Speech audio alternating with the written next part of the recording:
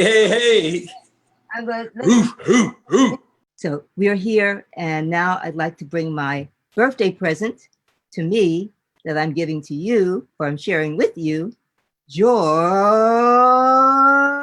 Clinton.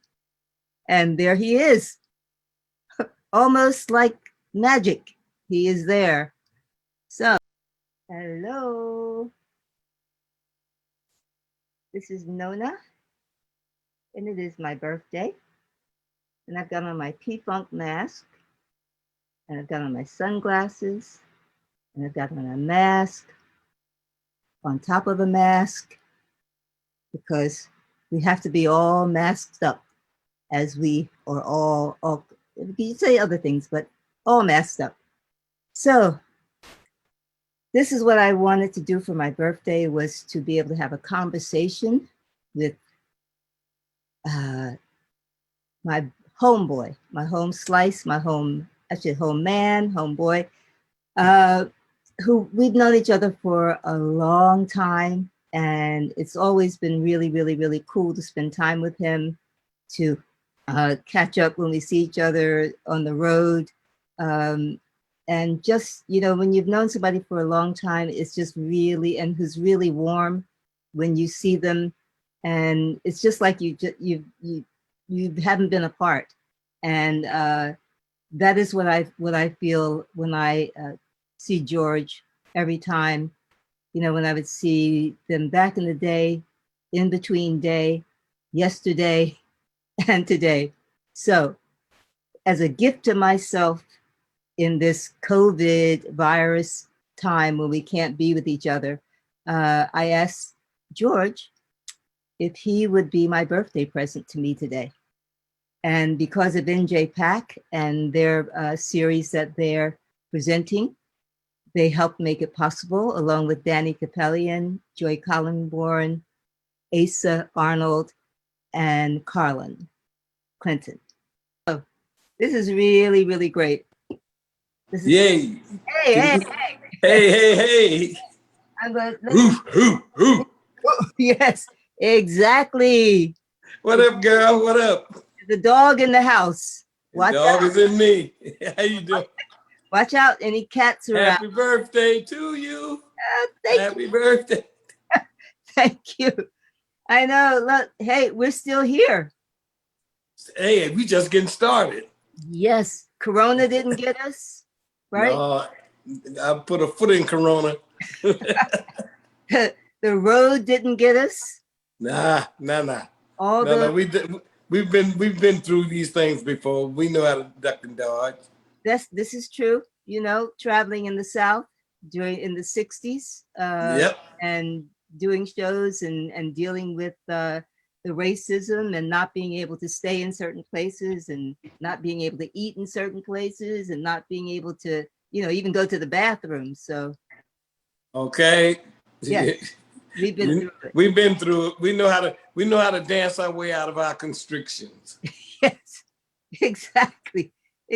And to still, you know, have a smile on our face, still feel good about, you know, life as much as we can. And even, you know, when it's really, really horrible, when the horrible things are happening, we're capable of not only inspiring ourselves, but trying to inspire others. That's what artists do. Get a song in your heart and you can do it. You can do it. Yeah.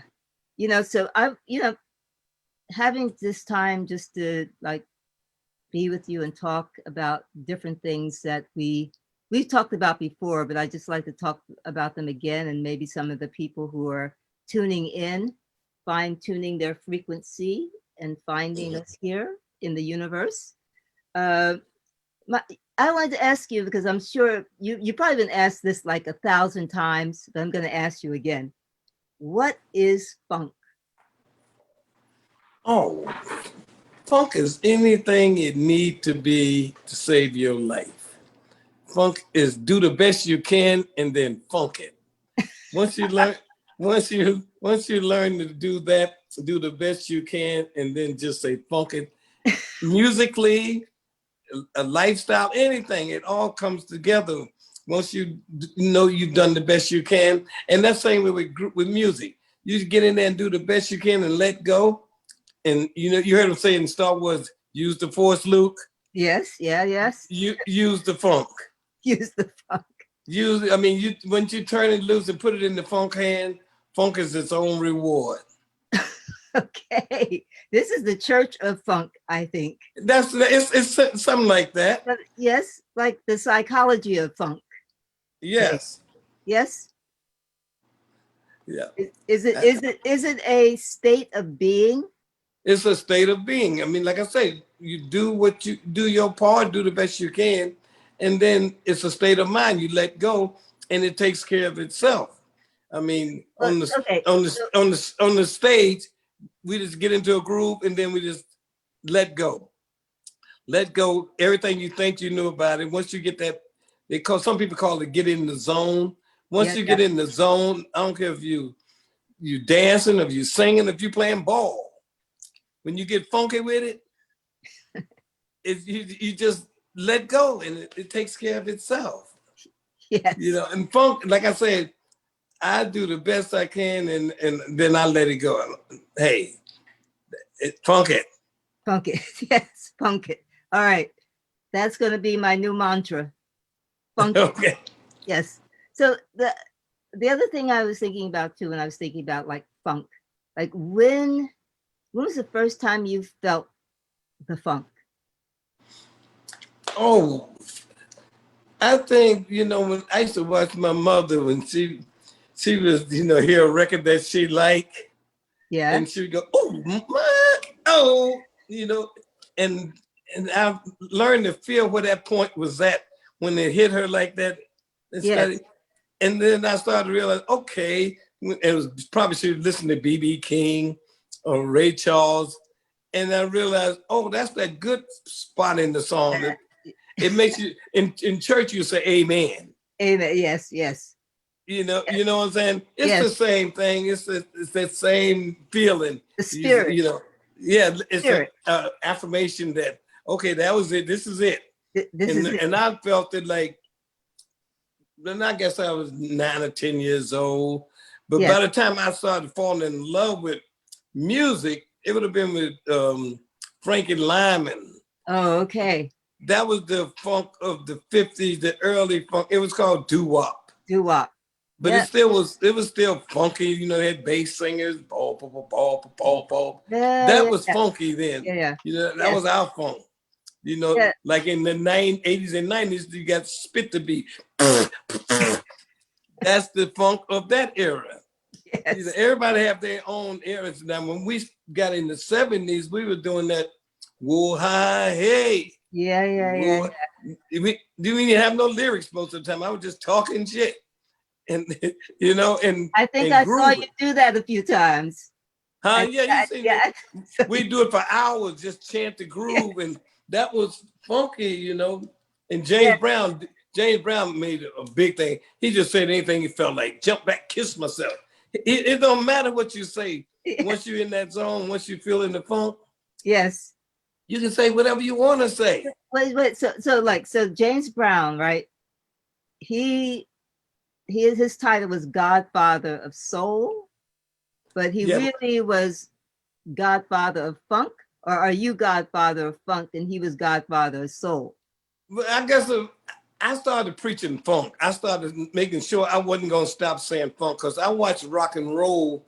You know, we used to say that in the 50s, and pretty soon rock and roll wasn't ours no more. Well, yes. You know, we move on out and just leave it, and somebody else come along and take it, and it's cool. I mean, it's cool. So I made sure that if you put it down, somebody gonna pick it up.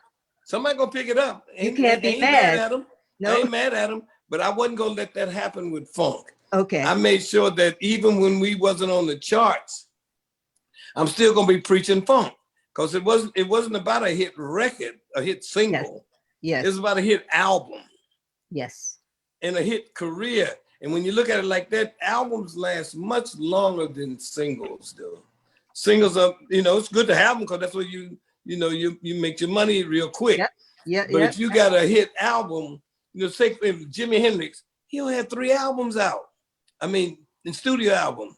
Yes. But those were such good albums. He's still the epitome of rock and roll. Still, yeah. I mean, a lot of rock stars, a lot of gospel people did albums, and jazz musicians did albums. Yes. That's you stay around a long time if you do albums, but you have to deal with the kids, because the kids gonna come along with their bubblegum hits, and that's their job. They're supposed to get your ass out of here. Get out. But I always go back. I go back and watch the kids every now and then, especially if it get on my nerve. If it get on my nerve, I know it's the new thing. Right. Exactly. Yes.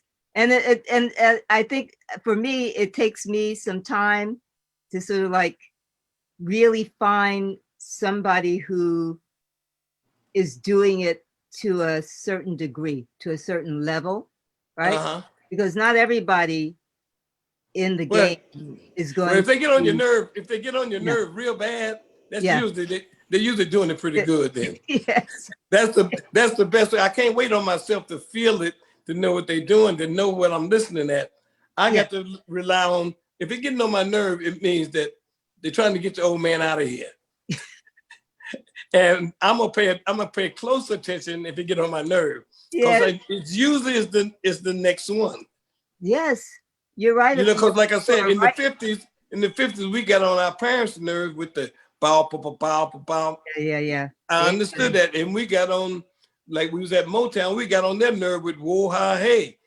What are you saying? You ain't no lyrics, But then when we heard the spit the beat, I knew this must be something new. It's got to be the new thing. So I hung in there with the hip hoppers because that was the new thing. Now that's easy. I like that. And I'm waiting on the next one to get on my nerve. Well, they're out there.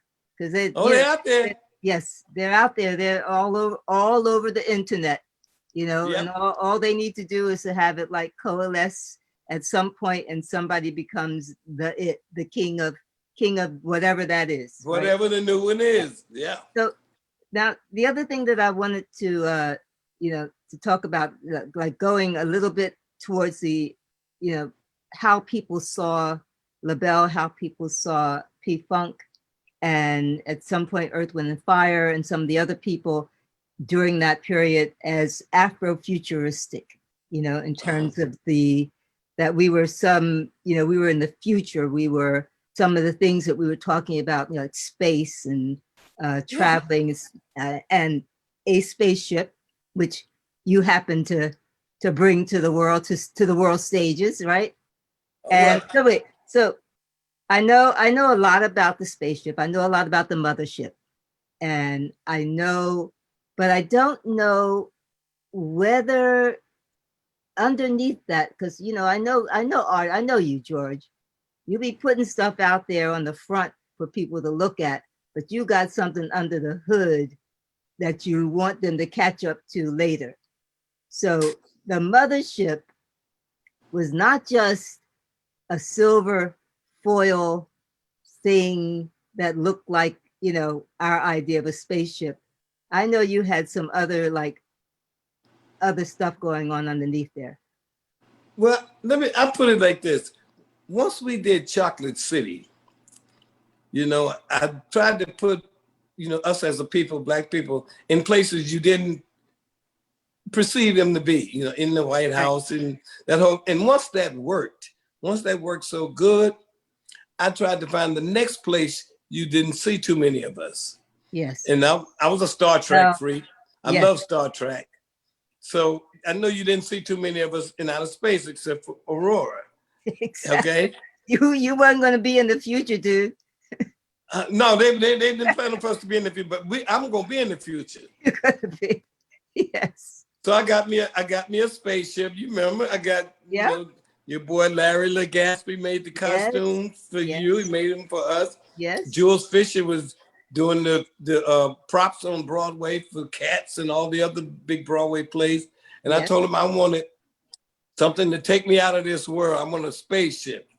I want to be able to drive it like a player, on Broadway, leaning, And so they did that. And And that was my intention of, you know, trying to put us in the future, Afrofuturism. You know, you saw Sun Ra. And Yes. Jimi Hendrix was doing it. I don't know if he even thought of it like that, but he Yes. was out of this world, Well, yeah, you yeah. know, Yes. otherworldly, Yes. you know. So that was my intentions. And ever since then, I've tried to stay true to that. You know, we tried to go underwater, Yes. you know, try to groove so hard that we can raise Atlantis back to the top. We sang about the Dogons in the Planet series, you know, Series A and B, the Dogons. That was a Yes. tribe in Africa. They say they were from that star from that planet. Yes. So I try to like put in there what if, you know. I don't say I know nothing or I think I'm from another planet. I do believe I am from another planet, but I that's between me and myself. I might second that. Oh, okay. Can I get an amen? Yes. Well, yeah, I definitely believe that because I've had some incidents, but you know, I keep that personally. But I do like to sing about them and Wait a contemplate. minute. Now you talking to me. What incident? Tell me the incident, then I'm going to ask you another question. So what incident? I have a few incidents as well. So let's see if Well, they I find. know you know the story. You know the story of Bootsy and myself. We were in Toronto. We just left Detroit, finishing one of the albums, and we went to Toronto. Now, remember, you have to go through customs, so we wasn't hyped up, we wasn't high, you know, even though we was going to get high, but we wasn't high yet. Not yet. Not yet. I was living in Toronto at the time. We got up there and here's my hand, light straight out of the sky, looked like a laser. Now he didn't say nothing to me. I didn't say nothing to him. I know he saw it because wasn't talking. He knew I saw it. So when we got to the spot we saw it, both of us looking around.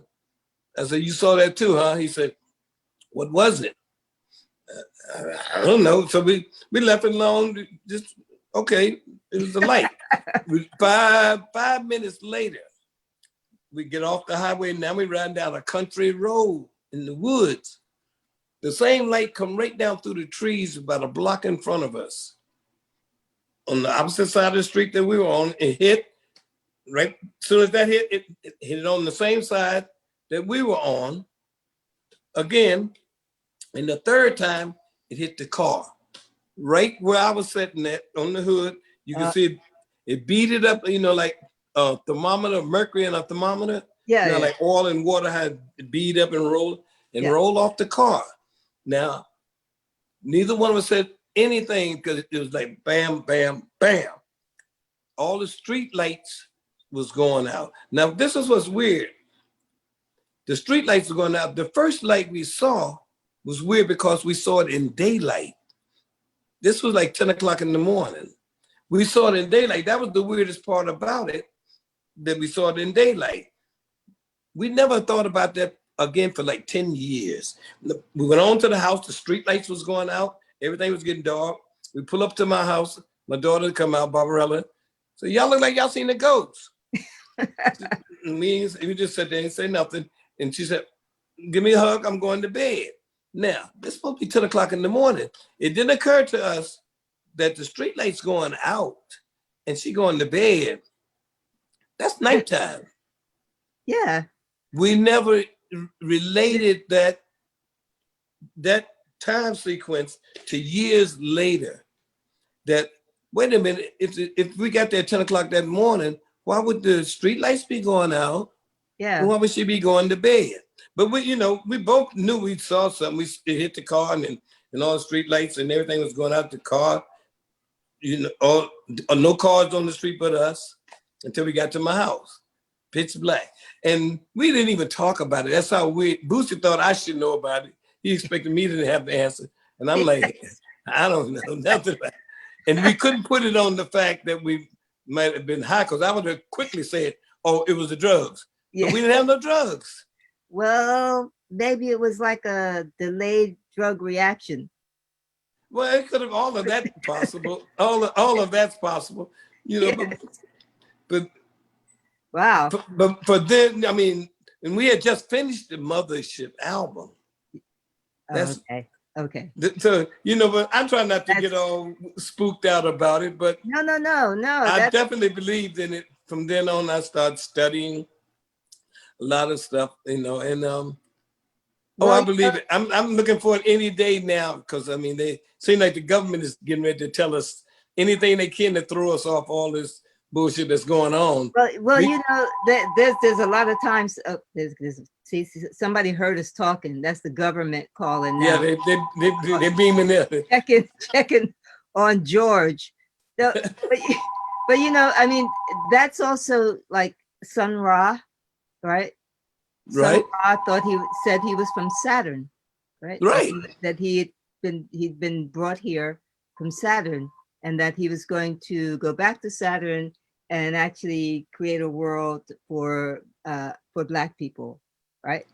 So I don't know, maybe Sun Ra is, I'm sure he was on to something. I'm sure he was on to something. but and so that whole sort of Afrofuturism, go away, stop calling me now at this moment.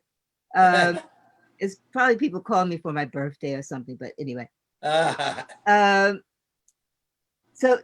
the whole Afrofuturism speculative fiction thing, I mean, like when you were a kid, I'm sure, did you read Superman, Batman, the comics?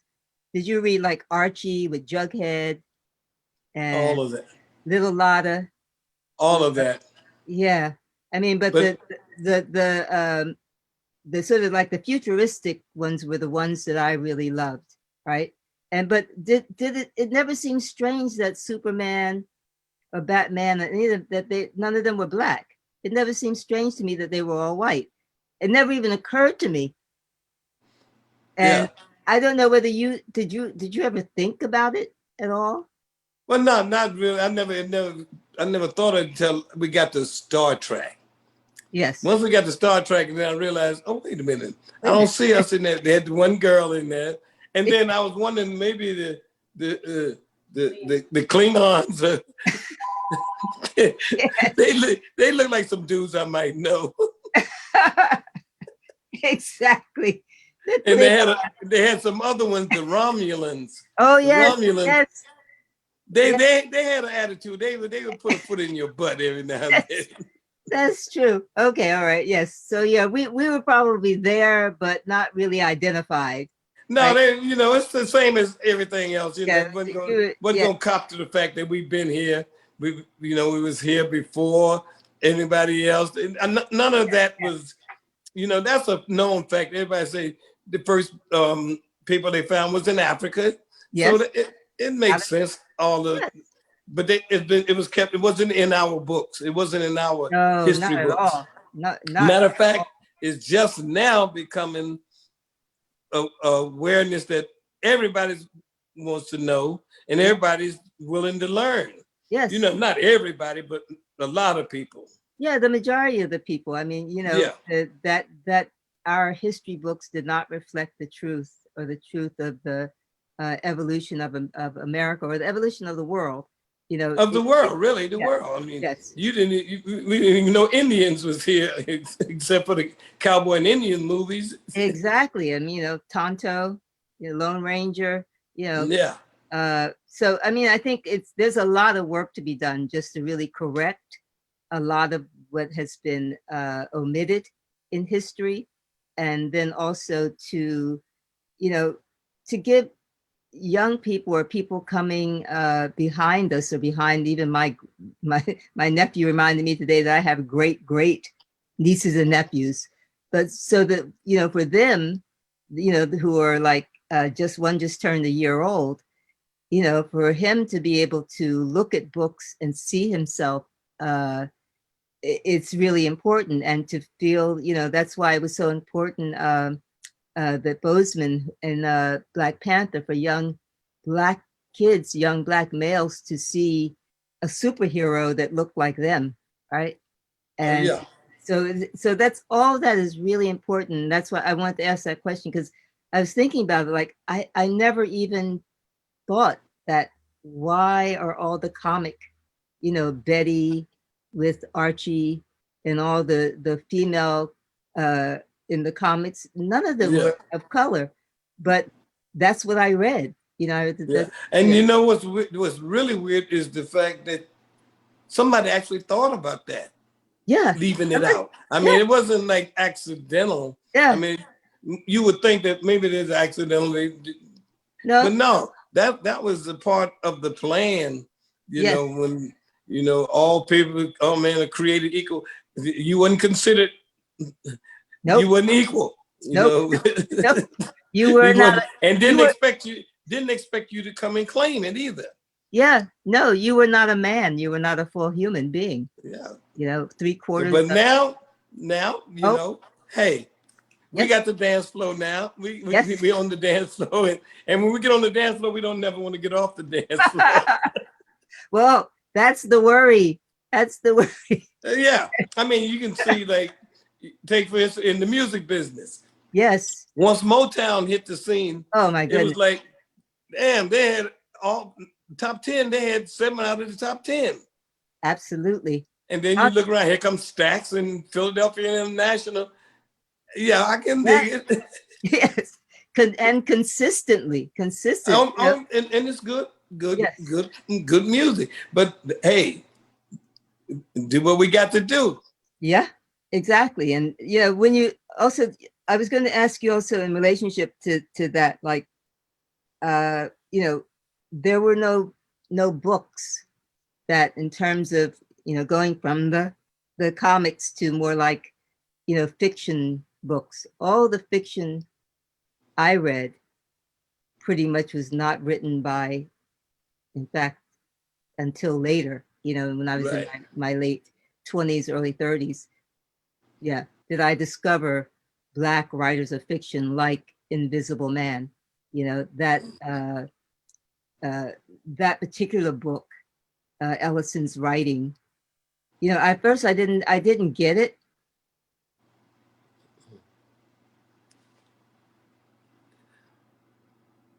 You cut off, losing you. I don't hear you.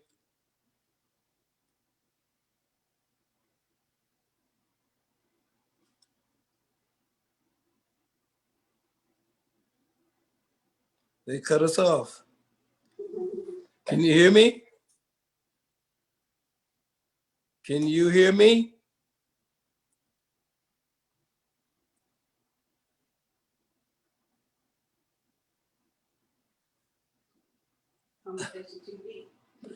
I think the conversation too deep.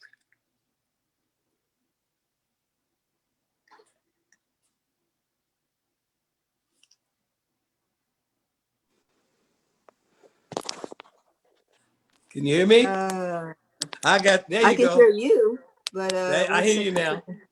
You can hear I me hear you now? now. I hear you now. Okay. That's That's weird. sabotage. Yeah, I think so. I think they're listening in. Oh, hold on a second. Yeah, I hear you now. You're up here too. Why isn't it coming in here? You're up here. Yeah, you can hear that, but somehow my oops. I got the spinning ball. Oh, Zoom has detected a problem with my microphone. There you go. Okay, You're here. all right. You're here. Let me okay. I'm gonna stay on ACES, and I'm gonna relaunch mine because there seems to be a problem with my microphone.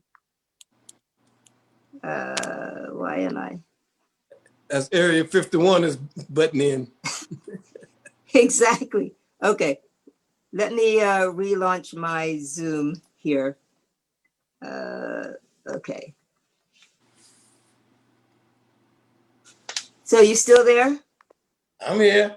Okay. Hold on. Let me get myself up and running again. Something the bug got me. Let me Hey, let me see. Where is that? Oh. You can keep talking. I'm going to keep talking until I find what I'm looking for. Yeah, it's 8:37. I hear you. All right. You can hear me. I'm going to find it. Come on. Let me keep going. Keep going. All right. I'll be back with you in a couple of minutes. Zoom. There it is. It's coming. Come on, come on, come on, come on, come on, come on, come on. No, my Zoom isn't happy at the moment, so I'm going to have to continue from over here. But I can't show the video I want to show you. Oh, maybe I can. Maybe I can. So, Katie, can you show me, can you show George the video, the Afro Funk futuristic expialidocious video? And then we can talk about that. Yes, just one moment. Okay, great. Thank you. Sorry, people. We're coming back. It was the funk. That's weird. You got it, Katie?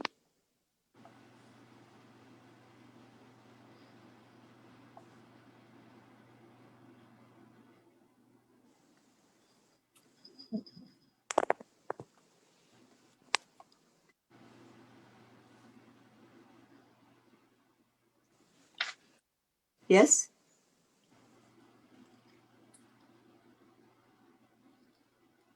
Are you seeing a video, George? Nope. Uh-oh. It'll pop up I here. see you. I see your lovely Okay. pictures. Here it comes, I think. Yes. I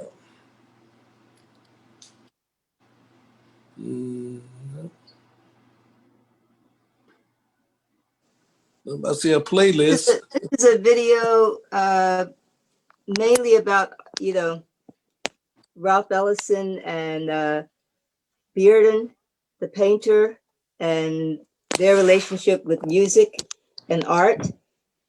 And because you have such a strong relationship between your music and your art, I wanted to talk about that and how one inspires the other.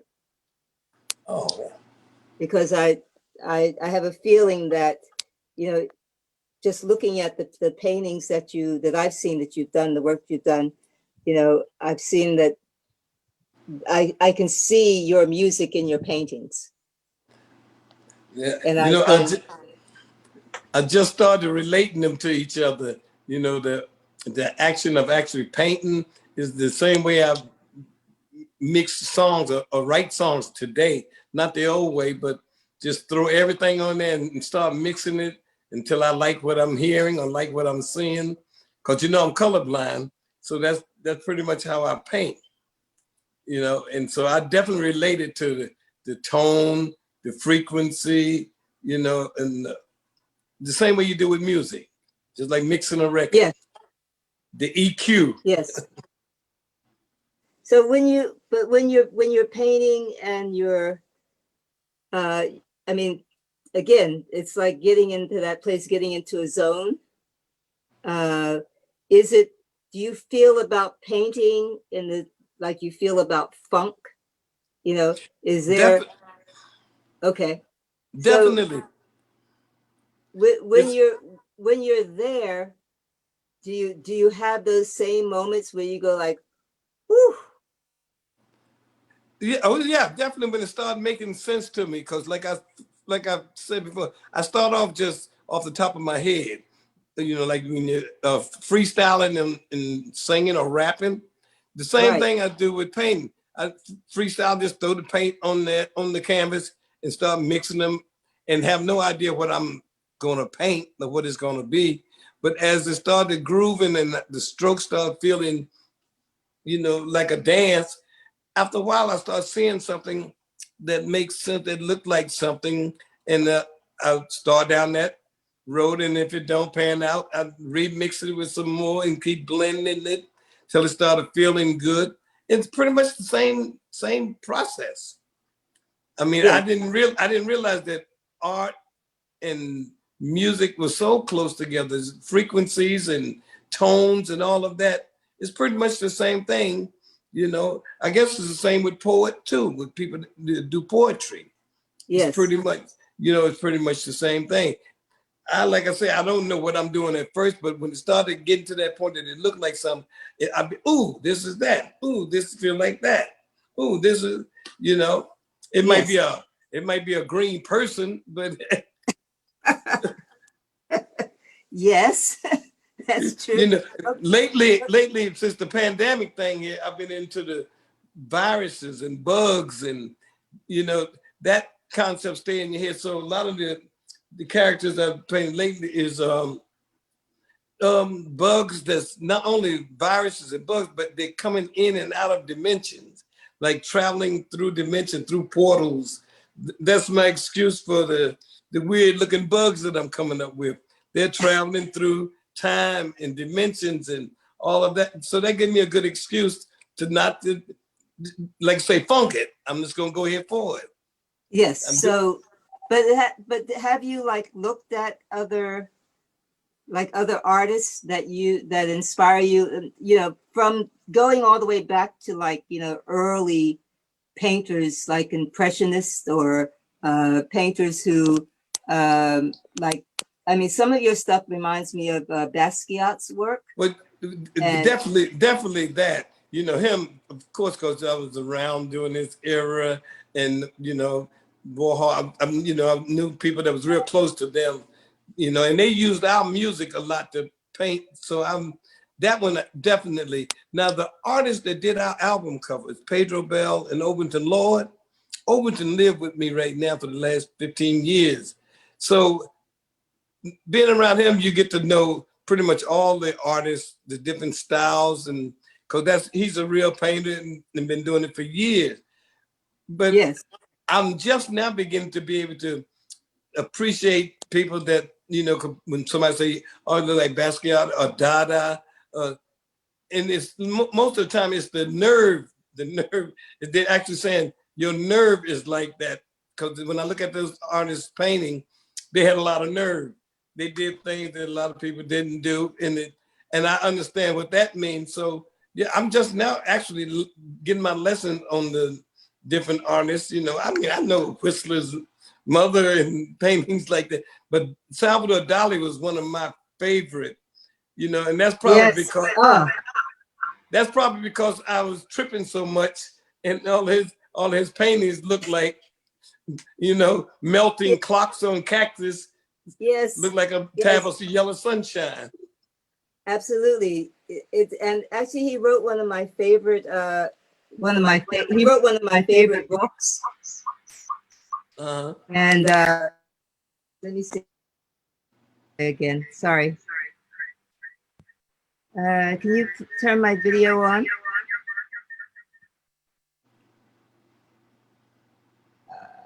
Okay. I'm just going to stay here.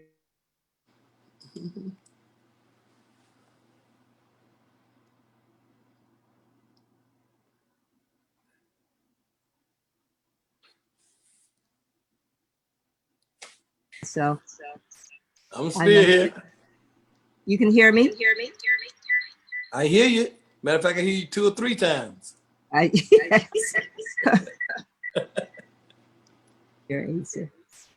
Gonna have to. This is very futuristic. It's very, very. So, Katie, can you tell me why he's hearing me so many times? That's tape delay.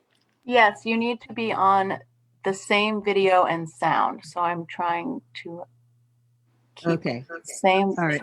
I'm not on the, okay. Log off of ASA if you want to go back to your computer. All right. Okay.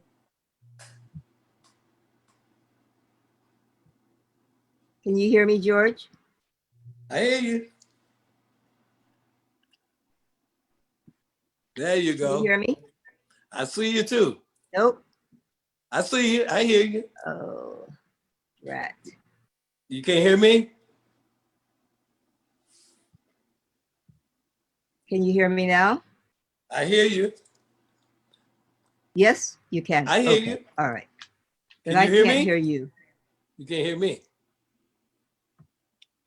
Why can't I hear George? No, it's not us. It's them. Okay. I cannot hear George. Testing, But testing. George can now hear me. I hear you. Okay.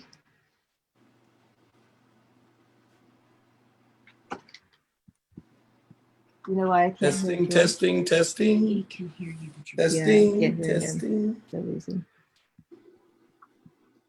Testicles. All right. Well, we may have to go back to where we were. So, can anybody else hear George? Can you hear me? Testing. Yes. We can all hear both of you. So your sound on. Yeah. I hear you. Can't You hear me? anybody. No. Turn your computer sound up again. My sound is up. I'm going Testing. to go to internal speaker. Maybe that will do it. That'll do. Can you say something, George? Testing, testing, Yeah. test. I'm really Testing, test. All right. Say Can you again. hear me? Testing. Test, test, No, test. I'm going to have to go back to the other system for some reason.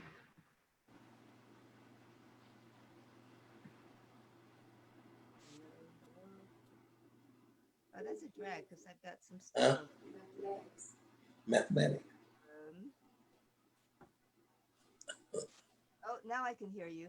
Say something again. Oh, okay. Can you hear me? Yep. I can't hear you though. Ah, no, wait. I hear you a little teeny bit. Can you hear me now? Turn your volume up. Okay, all right. Yeah, all right. Oh. You can hear There me you now. go. I hear you now. All right. So that means let's see whether you can. This evening. One is that I can honor a man who is my mentor, a man who literally is in my head with his beautiful voice and his words every day That's of the my life, bugs. and do so in a way that celebrates one of the great Exactly. voices of the 20th century. They thought they had us down. And learn about That's the computer bugging, debugging devices, and vice versa, the American voice, the and sounds various viruses. of the campfire stars, the sounds of the lamenting in the field, actually composed American literature. There's music and language in general, and this I learned from Ralph to the point that Is this I a hear commercial? written word. No, this is The truth this is, is Audible.com is nothing more a show about the jazz of the Ralph Ellison. sound of words, the syncopation of words, and indeed the jazz inside words. And so we were happy to sponsor it, and I couldn't be prouder of tipping our collective hat at Audible to someone who had such a big impact on my life.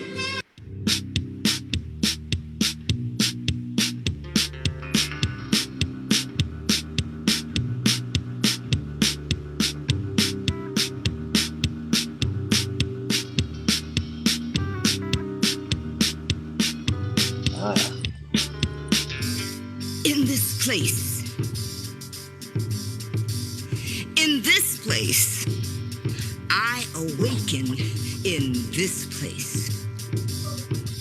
Land of the free. Ouch.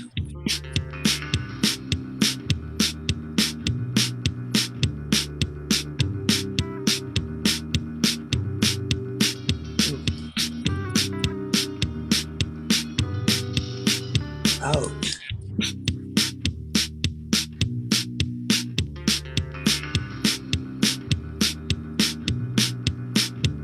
Ooh.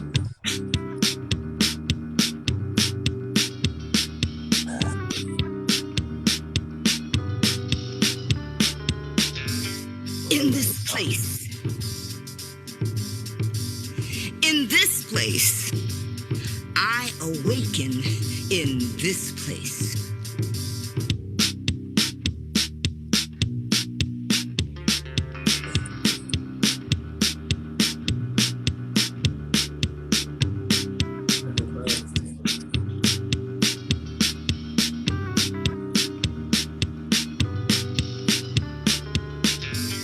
In this place. In this place. I awaken in this place. Land of the free, but in this place. In this place. I awaken in this place. Mm.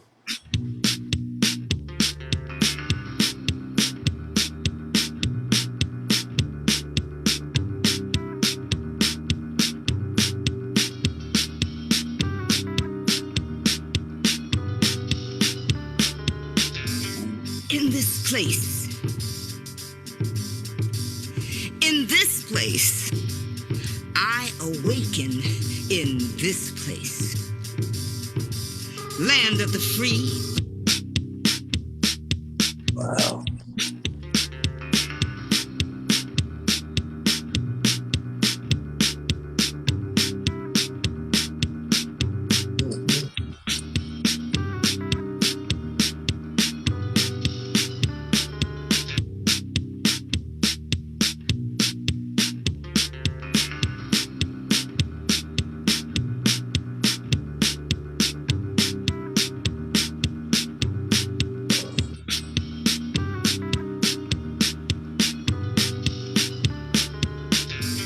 In this place.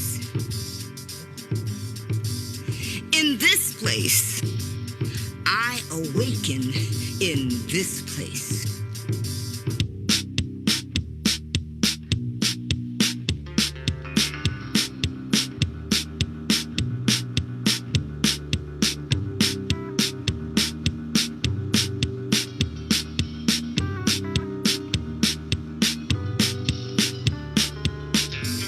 In this place. In this place. Yeah. I just Wow. wanted to share those with you and then get to hear your response as you were watching them. Wow. Romare Bearden, the painter, and Ralph Ellison, the writer, the musician, the painter, the sculptor. The idea that an artist is not just, a lot of people Right. look at you and look at your musical history and think that is all you are. That is not that isn't amazing, but that the Renaissance man that we were looking at in Romare Bearden and Ralph Ellison, people who went from Baldwin from writing to painting, to sculpture to So I just wanted to talk with you about that and how that you said Dali was a great influence, and I was one of my great influences as well. But I wanted to hear more about what you felt after watching that But film.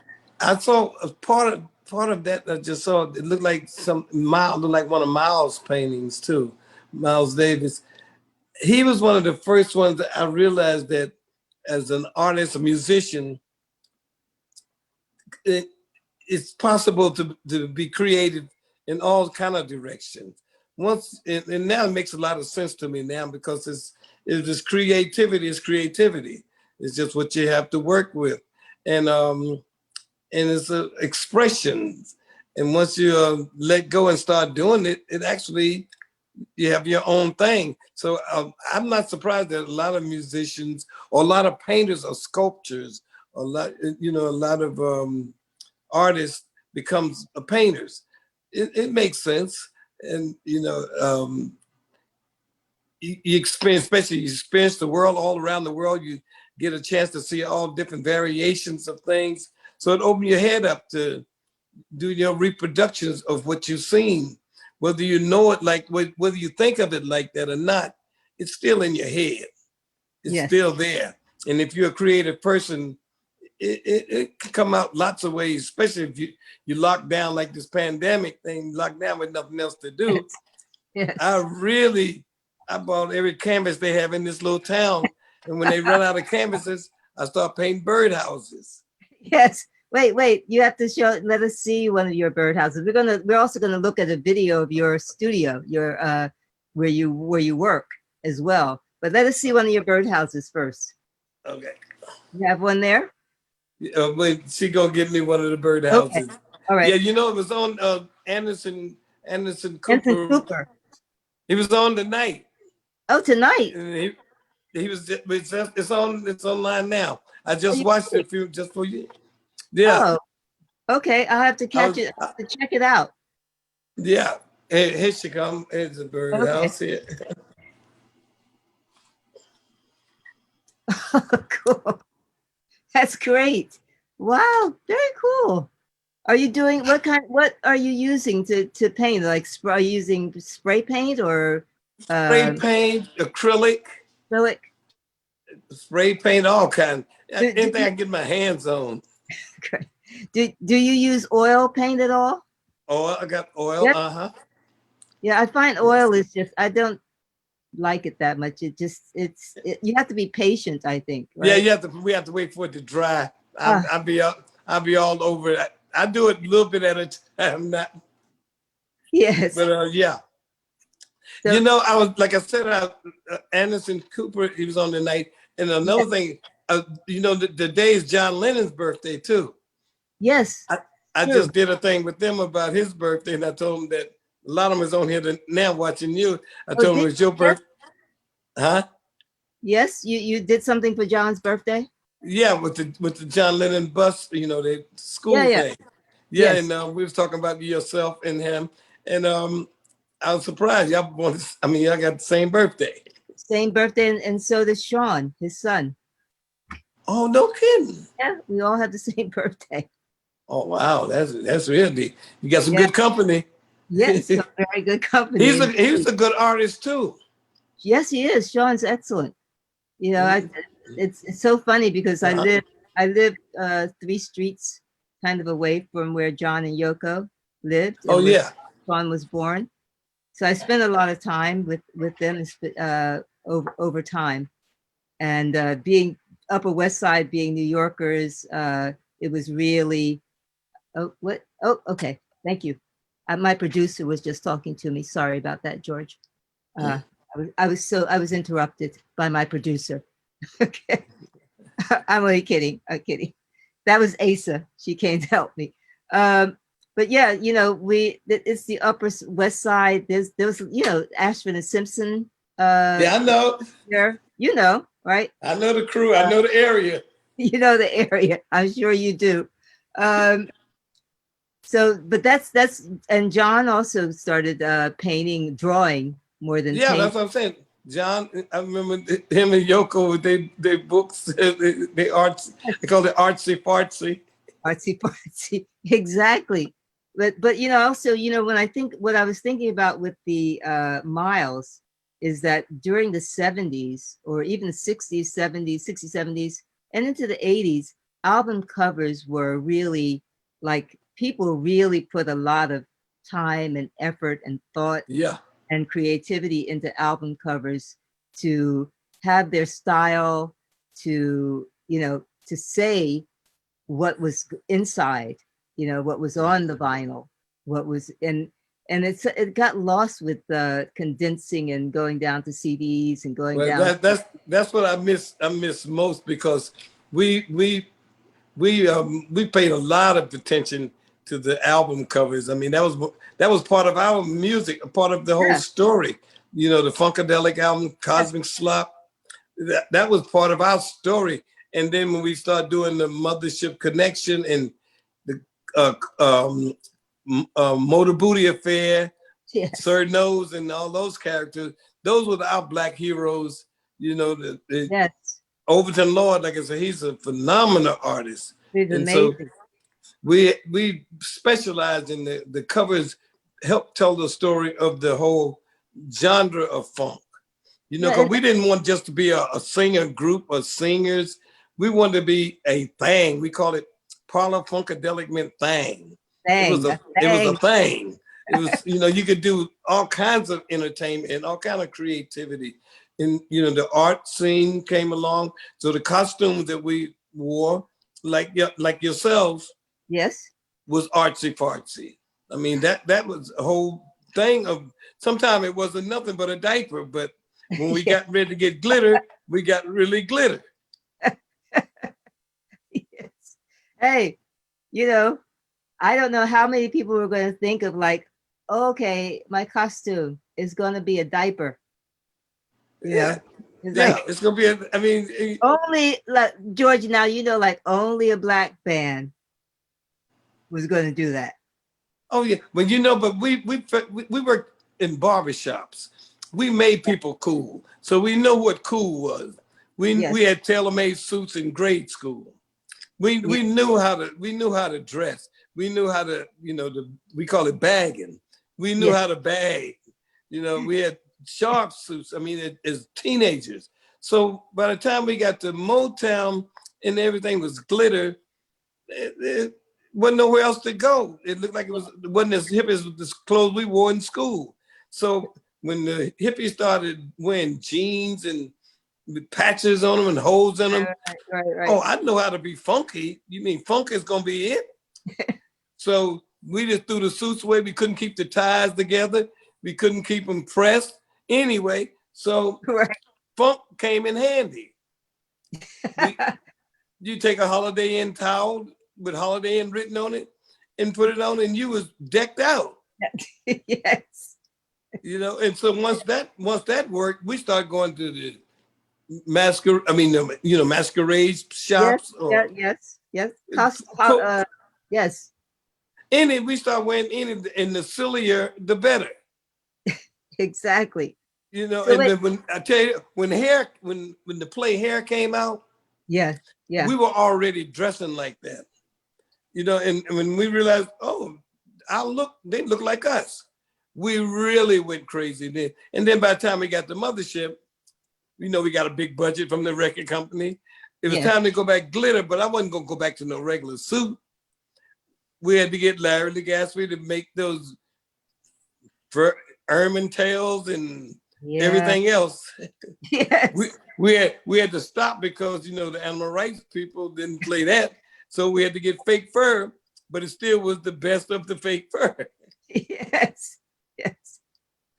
Exactly. But so speaking of like going, you know, into the world, coming from a place where you didn't, your history was not really recorded, and a lot of the things that were considered valuable, whether they were art, music, dance, theater, film, was not something that came out of the Black diaspora, or the, you know, your community, your hometown, your ghetto, your wherever you came from. But when you went to Europe for the first time, you know, what was that like for you? Oh man, you know, but when we went over there, I think it was 69, you know, and it was right at the height of the whole hippie movement.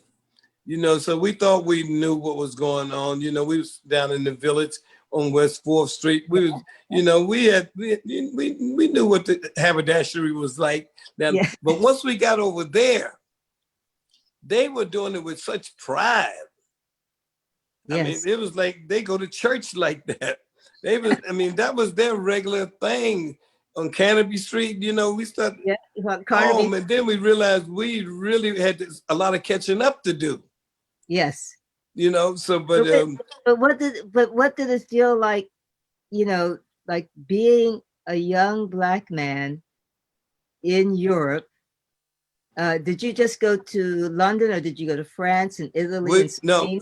yeah, we went to all of the places, but we stayed like 2 weeks in London and Birmingham and Manchester and all of the northern part of London. And we had a chance to see all the different styles. We went to France, and this was before we got the mothership now. We were still psychedelic. We were supposed to play at the Albert Hall, but Frank Zappa had just played there, and they weren't gonna let no more rock and roll in there after he left. So we ended up playing at the Lyceum. Oh, the Lyceum, yes.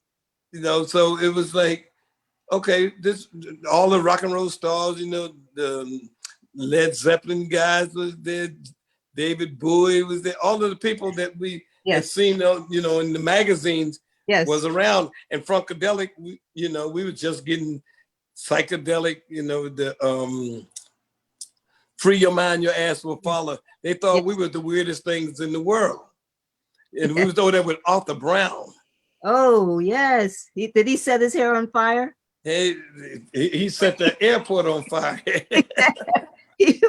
That was his thing. He would set like his hair on Hell's fire. Hell's I bring fire. you hell's fire. Exactly. And the two of us, we toured and we had so much fun. Great. We saw him years later, and I saw him say, "Do you remember this chap? Do you remember that?" But George, so like, okay, going to London, like, and Scotland and Ireland and Wales, you know, it's good because you know it was English speaking. But going to France or Spain or Portugal or even going further, you know, going to Japan or to other countries where you know you didn't speak their language, and kind of back then, not everybody in the country spoke as much English as they do now. How did you feel just as a person? Like, here I am trying to order something to eat in a restaurant, and I can't say what that is. Well, I mean, that never bothered me too much, because at that time we were hippies. You really didn't have no taste buds anyway. You know, I mean, I've never even thought of that. You know, like you know, like you said, London, they spoke English, so it was easy. Yes. But France, I don't even remember what we did there. Like they say, if you remember, at it, right? Like, if you remember, you wasn't there. Remember, I tell you what, remember it was the France, I did your hair over there. Yes, you did my hair. That's why I'm looking like I look today. Yeah, you a matter of fact, I saw that for life. I saw that picture in the magazine not too long ago. Yes. But that wasn't the first time. No, that was a redo. That was the redo. The first time was back in the early days, you know? Yeah, I mean, y'all was still bluebells then. Bluebells, exactly. But, you know, I was just interested in how, you know, you felt being in another country that was so different from where you had come from. You know, as a child, where I grew up, as you know, you didn't have those opportunities like a lot of young people have today, that they, you know, a lot of young Black people, you know, get to travel more than we did. So we were being exposed to something, and people were being exposed to us who had never really been involved with Black people in terms of, like, you know, being on television in Europe. I was just interested in how that hit you. Well, you know, it was so much, you know, Black music over there. You know, France had a lot of the jazz musicians, and Jimi Hendrix and all of them had, you know, Bob Marley, and, you know, there was so much of that. I felt like we was speaking hippie.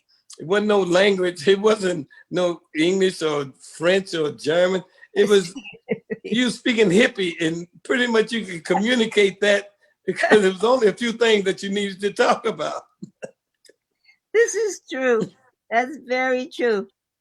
And we know what they are. Yeah. We won't say tonight. We ain't got to go through that now. I mean, that's another story. Exactly.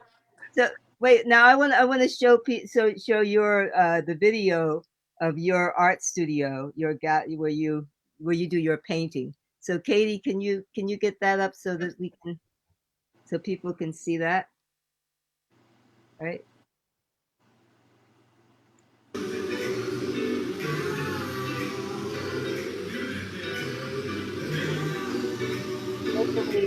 Yeah, look at that.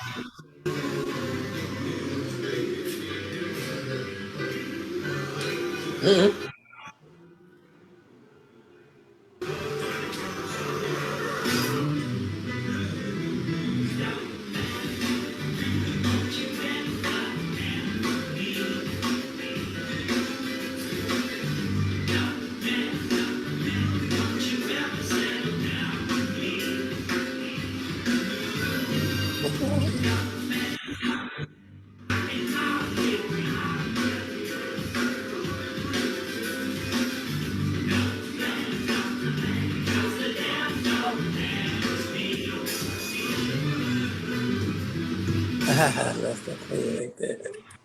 Yeah. Do you always paint to music? Pretty much so. Pretty much. That that gives you a groove. It's like dancing on the canvas. You know, you get into a stroke thing. Yeah. Yeah. That's funny. But that, you know, I was thinking about that, and I was thinking about you know, when you when you sort of were going on the road, right? And I was thinking about Barbarella. And how many children do you have? Oh man, I'm the father of our country. Okay. All right. Okay. That's good. That's good. I'll leave that alone. So, but Hey, did, did I want to ask this question because I don't know whether many people ask you this question. But when you became a father, did that change you? And becoming a grandfather, has that changed you, or do you change them? oh, I think in both ways, you know, because at first my oldest child, they grew up with me. I was still a teenager when I had them. I was still in the barbershop doing hair when I had them. But by the time they got grown up, they got kids, you know, my grandkids, I had a chance to like actually raise them, my grandkids, but my kids grew up with me. You know, they were like my brothers and sisters, you know, for the most part, you know, Yes. until the ones that are still around, they still like my brothers, they got kids of their own, the grandkids of their own. So I got great grandkids. But Yeah. it changed, you definitely change once you get older, you know, for real older and understand what their little life forms that you have to help and everything. The other Yeah. ones think they know as much as you do, so ain't too much you're gonna be able to tell them. This is You true. know, Yes. And sometimes they know more. well, the grandkids, I count on them to tell me what's going on with this new digital age. I Yes. count on them, even the music. Yes. It's in their core. They come hardwired to the computer. Yes. I mean, I'm talking about like 7 and 8 years old. They know that, Yeah. you know. So I count on them for that one, and I don't have no problem with listening at them, you know, to get information because Yes. they don't want to be bothered with you if you ain't gonna let them do it. This is true. So what? But what was there a moment like, you know, where you went, "Oh, I'm a father now." No, it was more. I'm a grandfather now. I never got. I never even got. I had a clue when I was the father. I mean, they was like my brothers and sisters. I took care of it. I knew I had to do that. I took care of the family, you Yes. know. But I was on the road. I was a musician, and they were right there with me, traveling with me, and everything. So yes, I mean, the responsibility was there right from the get go. I Yes. wasn't no way I could get around that. My father instilled that in us, you know, from the very beginning. You have to work and all of that. So it just came natural. It got scary once, like I said, when it was the grandkids, because Yes. now actually wasn't out there in my mind half the time, and I had to see exactly what I had to do. And then you started being scared that you got to take care of this, and you got to make sure you make money and support everything. That's I'm lucky that it just came natural to me the first time around. Okay. Yeah. Well, it's probably you and a lot of other people. You Yeah, know. oh yeah. You know, because it's like it's a very scary thing to like this other little person here. You Oh know, my God. have to deal with, right? I mean, I worry more about grandkids and great grandkids because I know what their parents, just having to do it. So Yeah. I'll be feeling sorry for them. So I'll jump in there in a minute. Yes.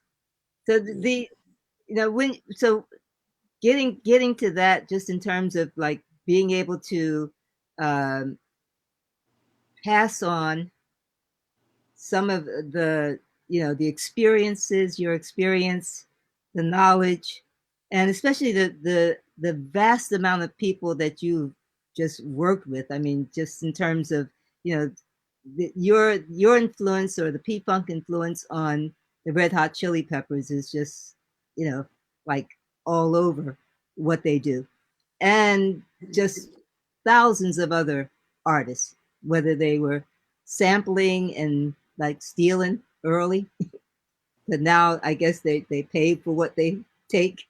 But all of that, in terms of I what you leave behind, your legacy of um, the experience. It's something that you really, I don't think you can really. I know your book. Hey, was it Yo George Ain't Funkin' Kind of Hard on You? What's the title? Brothers B, you're like George. Ain't that funkin' kind of hard on you? Yes. Yeah. Yes. Yeah. So, and I know you put a lot into the book, but I don't know whether you can capture,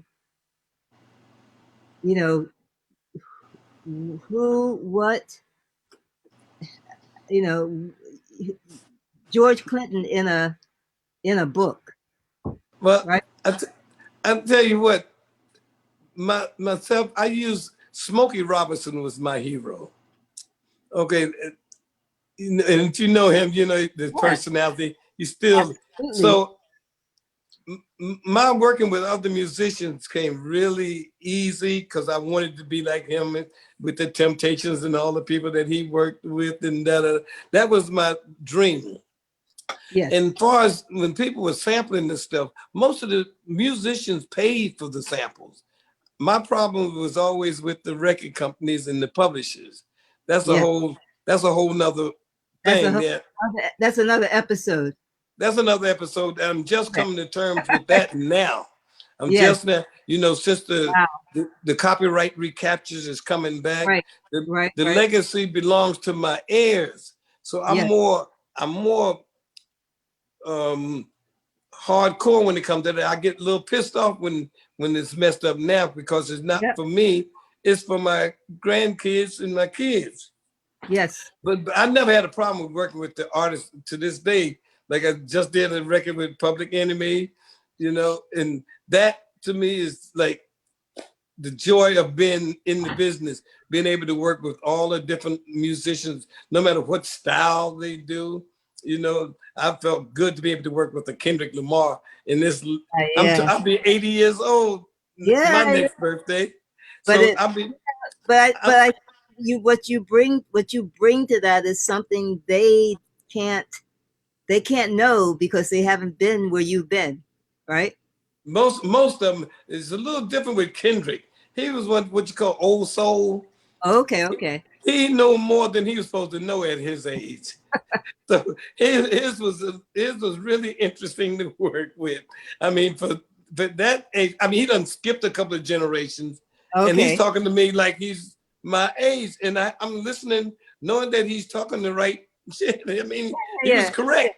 Yes. Yeah. So, but there's always something to learn, no matter where they come from or how they do it.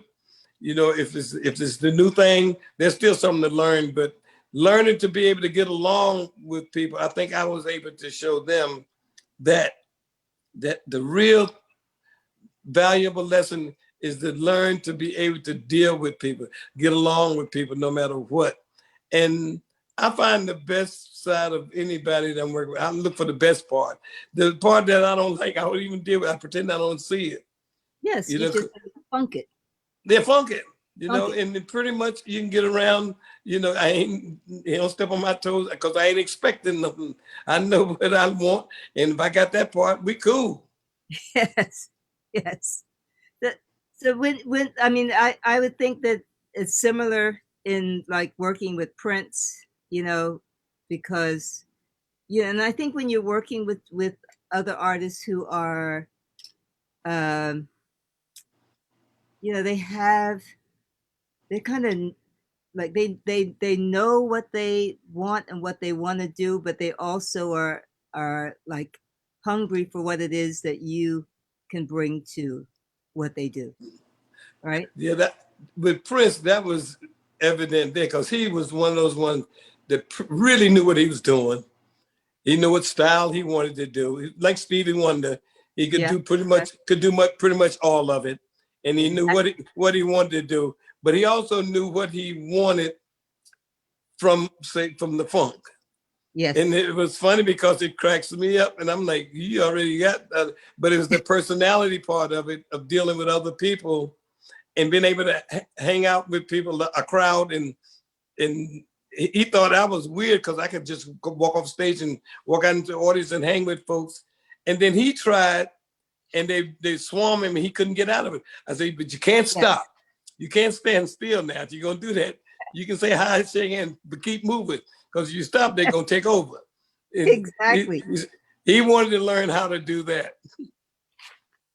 Yeah, yeah. I think, you know, part of the um, what I really value, and because we travel a lot of the same roads, came around, you know, around the same time, you know, touring with, you know, with James Brown or Otis Redding or Wilson Pickett or Sam Cooke, or, you know, and playing the Apollo theaters, doing all the, you know, the Royal Theater, the Howard Theater, all those theaters where you were in there all day long doing shows and watching, you know, people who were at the top of their game, Mhm.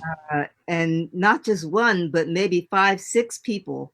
You know, you got the Drifters, you got James Brown, you've got, you know, I don't know, Lil Anthony and the Imperials, Marvin Gaye, you know, all these different people on the same show, and they're like it, and everybody is trying to out it everybody else Yep. on the show, you know, because that's what you needed to do, from costume to singing to dancing to, you know, your persona.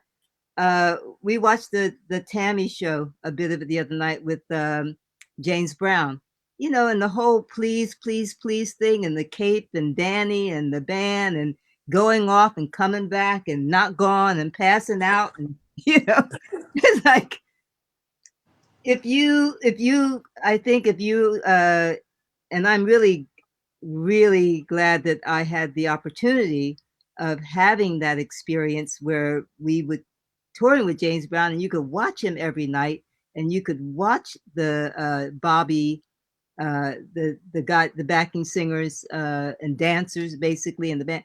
You if you couldn't learn then, you weren't going to learn. Ain't no hope. No, Ain't no no. hope.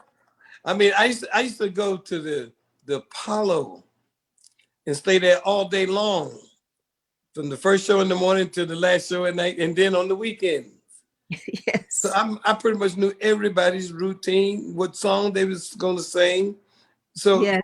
and by the time we got there, we knew everybody's thing, you know, everybody's, but you still had something to learn, because by Yes. that time we was actually had threw away all of the things that we had learned, and we had to go to the funky side of town, which means we was there to tear the place up. And the closest one to us was the Isley Brothers. You Oh my remember God. Yes. Yes. Twist and Shout? A lot of people know the Isley Brothers from their love songs. Yes. But if you knew the Isley Brothers in the early 60s, you know that they wrecked house.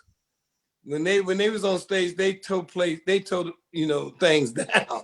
And that was the type of people that we was trying to be like. Yes. The Isleys for forever. Forever. I mean, every style that they tried to do, Yes. they did it well.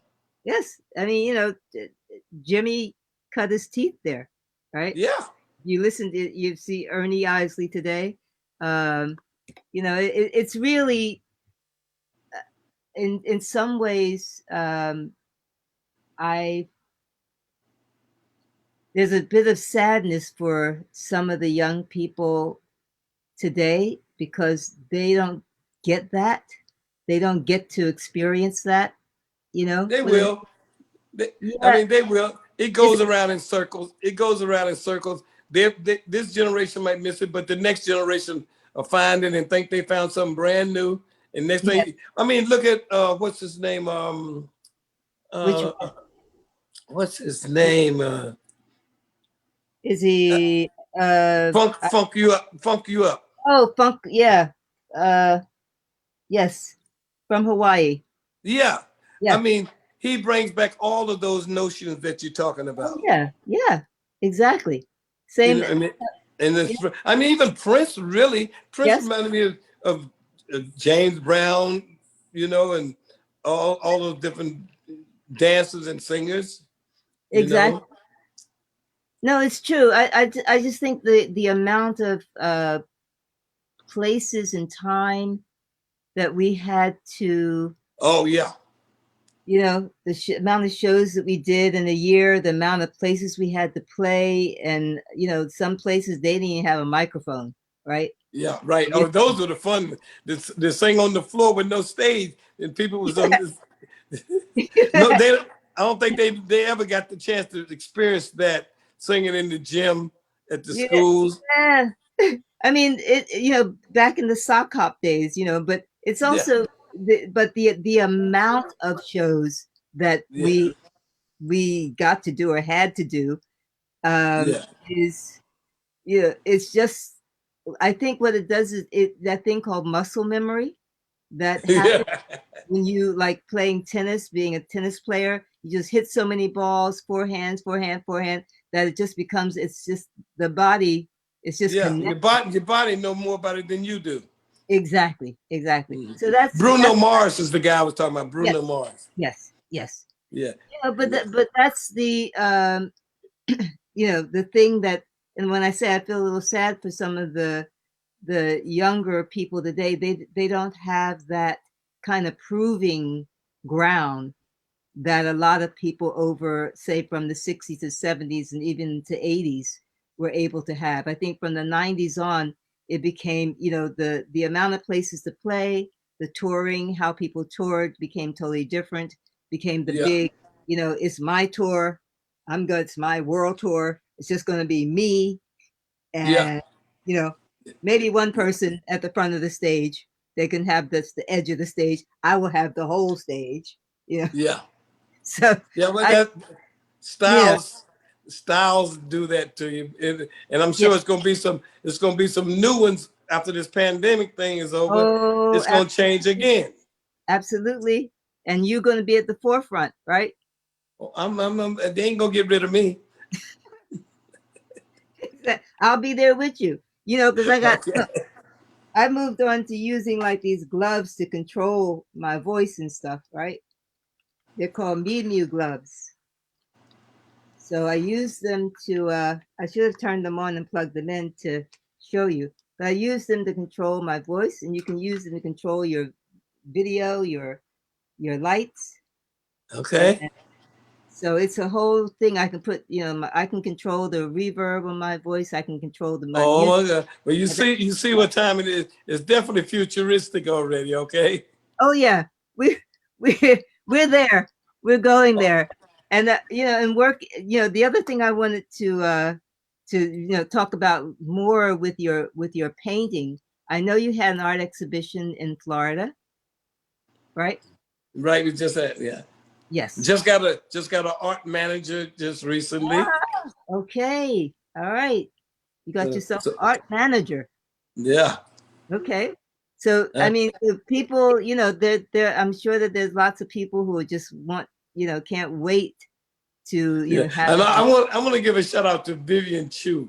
Oh yeah. Vivian Scott. She's the one that has been helping me for years. I mean, sign me up to labels, and now she just hooked me up with the art. Yes. That's a P-Funk fan for you. Also, Vivian, I love Vivian. I love Ray. They're just two of my favorite people. Absolutely. And Nancy Lewis.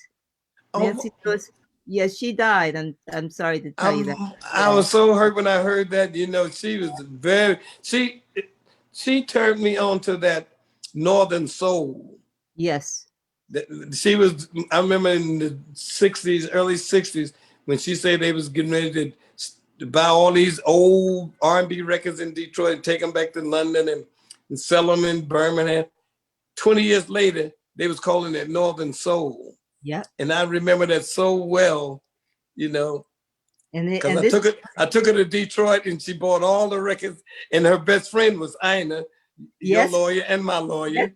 And I think Ina's on here tonight.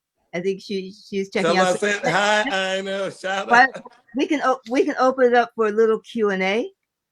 Some people might have some questions. Let's see, maybe Ina's on there. She might have a question for you. Let me see. Where can people buy the birdhouses and the art? Like I said, I just got the manager. She gonna have us. That'll be set up in the next couple of weeks. Okay, so it'll be on your website. GeorgeClintonArt.org. Oh, that's too straight. It's just gonna be just like that.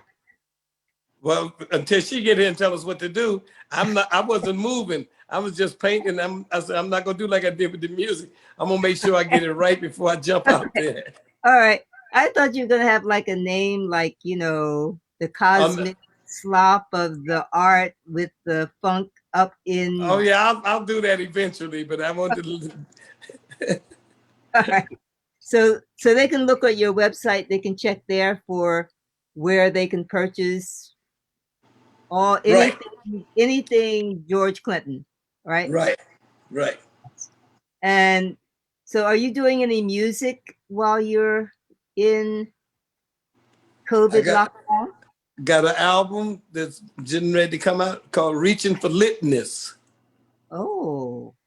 And it's going to be very, very interesting. I don't want to say, got some different people on there, but I don't want to say just yet. No, that's good. But believe me, it's a hell of an album. Okay, Reaching for Litness. Right. All right, I got a question here that somebody is asking. Oh yeah, and I'm also getting ready to do a record with Rakim. Oh, are you? Yes, he's another one of my heroes, and like Smokey when it comes to hip hop, he was like the first one that I'd say, okay, I got to go back to school. I got to get some rehearsal in there. Get some knowledge. Okay, somebody, let's see, Corey Washington said, I met you in New York at BB King's and gave you a copy of my Jimi Hendrix book. And my question is about Eddie Hazel. Did he meet Jimi Hendrix? What kind of discussions did you two have about Jimi? I know you saw Jimi play with Curtis Knight in New Jersey before he became famous. When we meet again, I want to give you my latest Jimi book, Jimi Hendrix, Black Legacy.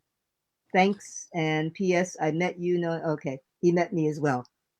Yeah, so but the question is, Eddie didn't meet Jimi, but I bought all of Jimmy's albums. When we first went on the road with Testified in '67, I bought all of Jimmy's albums and gave them to Eddie. And that's what he got his chops together for Maggot Brain and all the rest of that, like 2 years later. Yes. Yeah, we have more. We have this is question time, George. Let's see. Love Handcuffs? What inspired? Oh, Love Handcuffs. What inspired you to write this powerful song? Which one? Handcuffs. Oh, it was some. We met some girl. No, for real. We met some girls. Met some girls from Chicago. They was friends of Shaka's. They was all come. They just came to L.A. and they was on the wild, and we met them. And their whole dialogue, we gonna put some handcuffs on these guys. You know, we gonna put the handcuffs. And they, you know, they was right out of college. They were young girls, and they was on the wild. So I got a lot of lyrics from them on that. Matter of fact, I think she got writer's credit on that. Great. Okay. No, it wasn't. We wasn't into handcuffs. Oh, come on! I had handcuffs. Yeah, but I'm too scared for that. I ain't gonna let nobody handcuff me. Okay. All right. I'm gonna mark that one down, George. Okay. That's a demerit. If you're not, Okay. okay, that's a demerit. Okay, so here's the other one from Jesse Krakow, who I know. Mr. Clinton, out of the millions of songs that have sampled your music, do you have a favorite one? Not a favorite song, but I have favorite producers that use the song. You know, like the way they use the samples with Public Enemy, Hank Shockley and the crew. I liked the way they used the songs to make a new track, because they actually had arrangements. They didn't use a loop and loop it over. They had a little bit of this on, a little bit of that. They actually made what they call mashups now. Yes. They made real arrangement. You could actually chart it out on paper the way they did the arrangement. So I liked it, but all of them did. You know, I mean, you have to like what Humpty and them did to do the Humpty Hump. You know, Yes. They did the loops really good. Okay, so Jesse, let's see what the other one is. Oh, happy birthday. Thank you. He's magic. You're magic, George. Somebody just said you're magic. So say what? Somebody just said that you are magic. Oh, okay. I'll go for that. Okay. So somebody's saying, please tell us the story of how the song and video Baby Go Go came about. All right, I'll talk about that. Let me see. Oh, I was going to play that video. Let me see if I can play it. That's your song, right? Yes, song. You're in the video. And yeah, right. Yeah, right. That's for you. See if I can. Yes, that's for me. But what's that question? Vivian Chu commented on Facebook. I am honored. Vivian, she says she's honored. All right. George says P-Funk. P-Funk. Here we go. Let me see if I can play Baby Go Go and go screen share. Oh, the host has to let me screen share so I can play this. And then we can, should we do some more questions? She's got it. Yeah? Okay. You're going to let me screen share? Yep. Is that it? Here we go. And it's playing. I won't play all of it, though.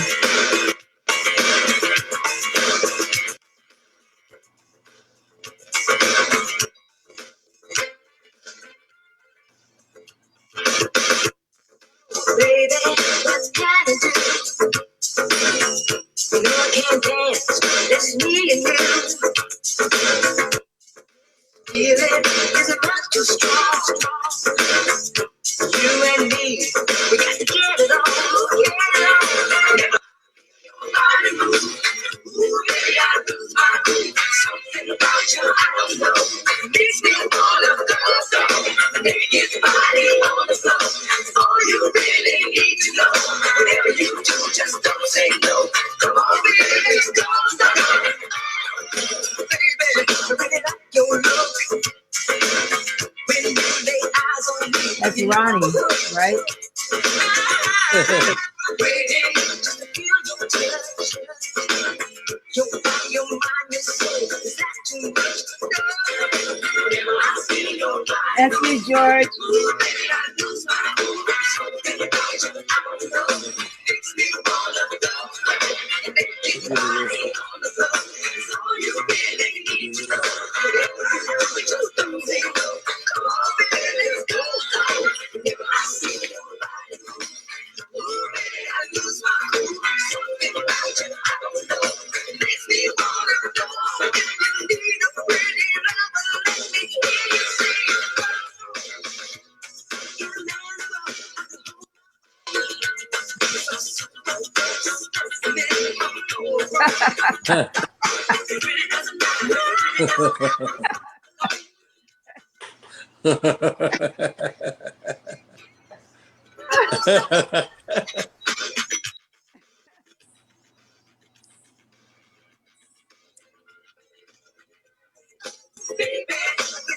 Okay.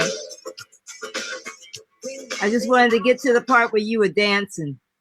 Okay. I'm going to stop sharing that and come back to you. Well, those were the days. Those were the days. That was fun. That was a fun shoot. So how that came about is I was doing a record, doing an album with Dan Hartman. Remember Dan? Yep. And I wanted to do a song with Prince. And so I'd met Prince years before before he was known as Prince. And I was playing the club in, I think it's called Fifth Avenue or something in Minneapolis. Yeah. And Prince came to the show and then he was all shy, didn't want to, couldn't talk. Yeah. And somebody said, he was in the corner, right? And somebody said, Prince wants to speak to you. Prince want to talk to you. Right? Yeah. And it was really funny. So we talked, right? And he was like, oh, I really love Labelle, Labelle, right? And I didn't see him for a while after that. And I was wearing stockings and these stocking holder things and stuff. And so he took that idea and put it on Vanity, right? Yeah. What I was wearing. And then when I was, we saw each other again and we did some shows together when he then came out as, 1999, everything, he blew up. And so we kept saying, let's do something together. And he was a really big Labelle fan. And I said I was making this record and I needed a song and I wanted to do something with him. And he had written Baby Go Go. And then I wanted to do something specifically because there was a sound that I had in my head, and that sound was you, right? That was you and Mavis. Those were the two voices that I was hearing in my head on that song. And I called you and said, George, it's your home girl. Please come and do this recording with me. And you said yes. And you came up to Dan's up in Connecticut. And Mavis came with her sister Cleotha, and ate a lot of donuts, ate a lot of ice cream, and we got it done. T.M. Stevens played bass on it, and it was great. It was a great time. So that's how that song came about. And thank you, George, for doing that, and for coming and doing the video. Yeah, but like you said, Prince was definitely a Labelle. He had me talking. Tell me some stories. Tell me some stories. He loves stories. And Mavis is one of my favorite artists. Period. Period. Montana. Montana. My Montana. Oh my God. We spent so much time with each other over the years in the theaters and on the road with the Staple Singers and everybody, Isaac Hayes, Donny Hathaway, all these amazing artists that we got to just hear all the time and hear them as they were making music. They weren't, a lot of it was live. So it wasn't listening to the record. It was listening to them doing the music and, Nina Simone performing with her. It's just the nuance of what they would do on a given night. And if you toured with them, it was never the same. Now those days on the tour bus with all the different acts. I mean, that's one thing. Mavis and I used to be back in the back of the bus telling stories, and Prince would say, "I never met any of those. I never met any of those." Yes. Yeah.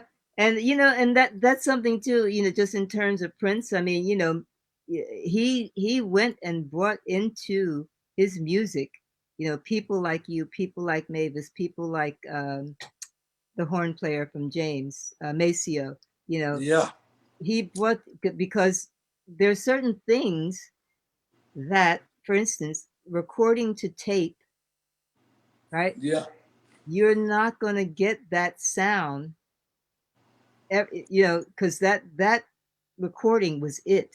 That was that sound going on to oxidized yeah, material. and yeah, And that was, analog. yes, yeah. That warm sound. They got digital version. They got a picture of the of the machine, but they don't have the machine. That's true. I That's mean, true. but you have to give it to time moves on and Yes, evolve. yes, But some yes, things you really do miss. yes. The warmth of analog is definitely something to be reckoned with. Well, and also the, making a record took a long time because a lot of times the machines didn't work, right? Mm-hmm. So you had to wait for the machine to be fixed, and especially a lot of the things when we were using the early synthesizers, like Right. the large sort of Fairlight. That thing could Oh my was like God. as large as a refrigerator. That was And that was a studio in the machine. exactly. And one person knew how to work it, knew how to play it. So Did you that person, did you ever play with Thomas Dolby? yes, I mean, he could use that machine like it was a regular drum machine. He had exactly. more things in that drum in that machine. Anybody's studio you wanted to sound like, he could make it sound like their studio. Yes, yes. But it's also, but that, in terms of having that, the patience in a way sometimes to make a record, because, getting, capturing the sound, capturing that moment that, you might like play the song. Sometimes you get lucky, you play it one time and that's it. But sometimes you had to play it, and we didn't sample and fly any vocals in. You had to sing that thing, you know. We did songs 10 minutes for 10 Right. minutes, and you had to sing all 10 minutes of it Yes. on 10 different tracks. Yes. Exactly. So what I'm getting at is that there's certain things, as much as I love technology, and I really love technology, and I'm in it, but there's certain things that you cannot, in the real world, like, No. you cannot uh, capture. And that is, I think, the joy of people seeing you and the band live, um, and being there, and getting it in their ear, right? Right. It's a very different thing. I remember seeing you in London. I went to see you in the band. There's like about 100 of y'all. Like, I don't know how many of y'all was on that stage. It was like you had like 3 drummers. I don't know Right. what it was. It was like a whole bunch of people, and the audience was like, it was packed. People were, I forget, it was like the Academy or something like that. Yeah. And I waited to see you afterwards, uh, and when the audience left, it was like a sea of plastic cups. They had drank more beer than they could Right. have. I could have floated out of there. It was just like I had to walk through a sea of plastic cups but they had it was a great night. It was a great night. And I think, and then I saw you again at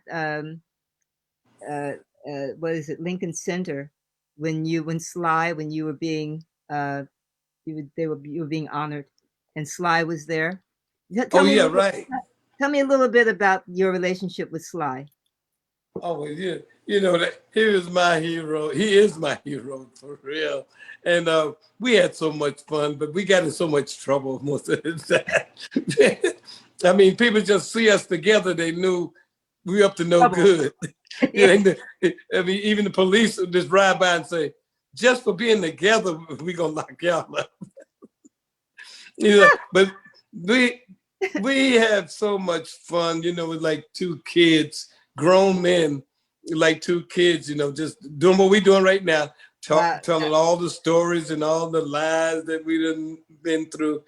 And I mean, wow. And I was lucky enough to get, not the last time, but the album before the last one I put out, I actually got him to do stuff on the album for Shake the Gate.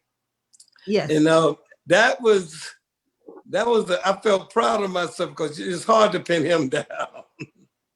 He's not satisfied with his own work, so he's really not satisfied with doing stuff with other people. He hasn't been satisfied with his own work since the 70s.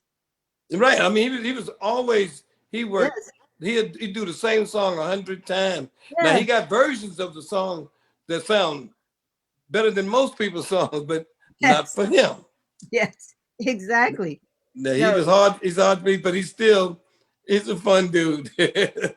Yes. I mean, he's an amazing artist, and the Family Stand, that whole period was, that just the first album was like just that, with great songs, and the lyrics, and that's another thing, the lyrics that you and P-Funk create and put out there, and Bootsy and Bernie's contribution to this bass synthesizer is just unparalleled, really. He's one of the all-time great musicians. But Bernie was, there's no comparison. I mean, since he was 14 years old, he was doing that. When the synthesizers came out, he could do that on a Farfisa organ for the most part. What most people needed a synthesizer to do, Bernie could do that stuff as a kid on like I said, a Farfisa organ. Yes. And he was unbelievable. But you put him along with Gary Scheider, and, the whole Plainfield crew, Glenn Goins and Boogie, you get all of them went to school together, went to church together. They hung out in the barbershop with me.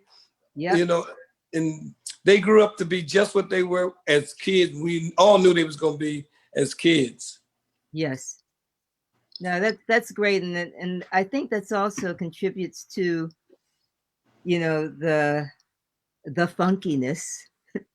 That knowing each other, not sort of being put together as a group, that you are, you're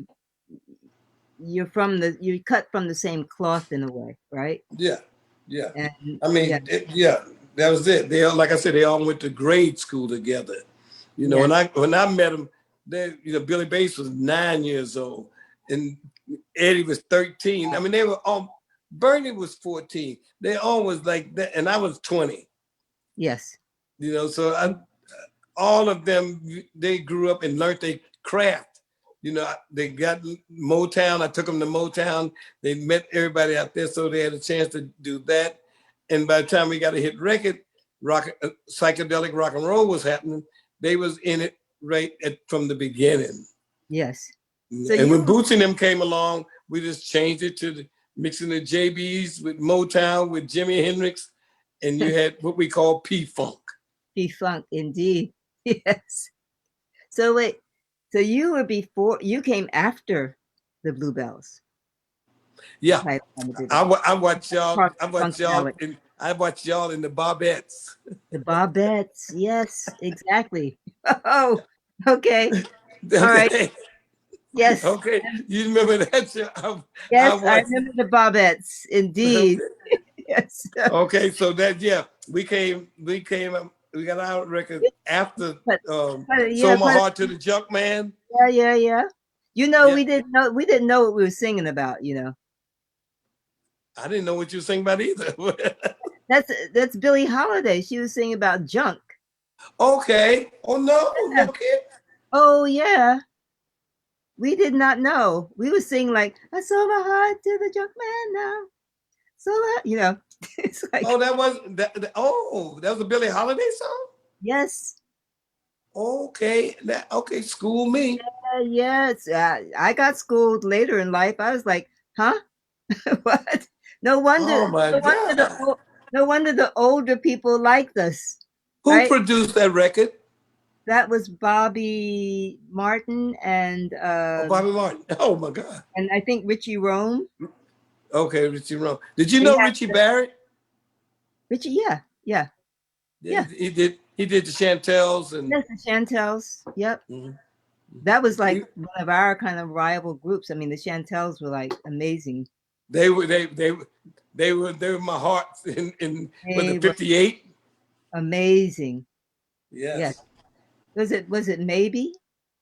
Maybe. Yes, Lord. Yeah, maybe. Yep. And the Shirelles, you know, I mean, just Yep, them too. yeah. So wait, you're telling me I've got to start wrapping up. So I want to show this that I have. Oh, she got P-Funk power. I do. And I'm sure other people are going to be wanting to have them because I'm going to show them to them. Oh, They're show them the pins. I want that. Oh my God. Yeah. Yeah, you got the collection. I got the collection. Wow. I'm gonna leave them in my will to one of my nieces and nephews. It's very valuable possession. And Thanks, Nona. Happy birthday, girl. yeah, and I got my P-Funk other mask. And I got Okay. this P-Funk mask. Oh boy. You got the whole collection. I got the whole collection over here. I got and maggot brain I got too. But I have to ask you these last questions You because got to get this one. You got to get this jacket. oh, I do. That's the One Nation. Oh, okay. Sakai. Is that on the website? Sakai. Yeah. Okay. All right. And I like the t-shirt because it'll go with my mask. So I have to get a t-shirt to go with my mask. Okay, wait. I have these questions that I wanted to ask you. And this is just a stream of consciousness. Where'd they go? Where'd my questions go? Oh, here they are. So I'm going to say a word and you say a word or what you think. All right. Oh, I'm going to wow. say my first word is Black Lives Matter. About time. White supremacist. Oh, I'm going to say, oh, shit. Bootsy. Oh, Bubba. Bubba. Rock. Wow, I don't want to go there. Enroll. Hair. Ain't got none. Okay. You. You too. Me. Me too. Okay. Trump. Doo-doo. Okay. Obama. My man. Tomorrow, the afterlife. I'll just be getting started. And LGBTQ. Friend of mine. I think that's all of them. The ones I wanted to just throw at you. So, yeah. This has been a fantastic, fabulous birthday. Thank you so much. Thank you. Happy birthday, girl. Yes. And we have to finish Got That Doo-Doo, right? Let's get it. Let's do it. Yeah. So I'll make sure that I get it and we'll get it done. Okay. All right. Take Thank care, you, baby. Where's Carlin? She's hiding over there. She's Carlin. having. She go stick her head in there and say, Thank you. Happy birthday. Thank you. Thank you so much. Thank you for helping make this happen. And thank you to Katie and to Sima and to Danny. They're in the background there somewhere from NJ Pack. And I don't know whether this will be on their website or for people to actually go and see another time. I'm not sure. But people who wanted to know more about your art, I'm going to let them know again that they can go to your website. You got your art manager. She's going to charge them a lot of money, right? right. So he has an art manager, and that's who you need to talk to. And what else do I need to tell him about? There's lots of things. You need to go and buy your mask. Make sure you get masks because it helps support the P-Funk band while we're in this COVID time. And the money goes to them and helps them to survive through this really, really difficult time. And musicians, our life on the road, some of us make money, some of us don't make money, and we all have to share what we have during this time. Also want to say that everybody on here, it is so important that we vote. Vote. Right? Yes. Yes. So all the other stuff is important, but voting down in your local community, state, city, national, it's important because that's what's going to make the change. Yes, you can watch this on the NJPAC website. When can they watch? Anytime soon? Yes, anytime soon. And Asa, my producer, come over here. Get your face on the camera. If you want somebody to do some social media stuff, George, this is Asa. Hi, Uncle George. Yeah. Right? So you hooked up now. You got an email. Carlin has it. And that's it. I was going to have my cake here, but, I'm going to have a virtual funky cake. Okay. Because it tastes real good. Okay. Go lightly. Okay. I love you. Love you too, baby. Take care. All right. Okay. Bye.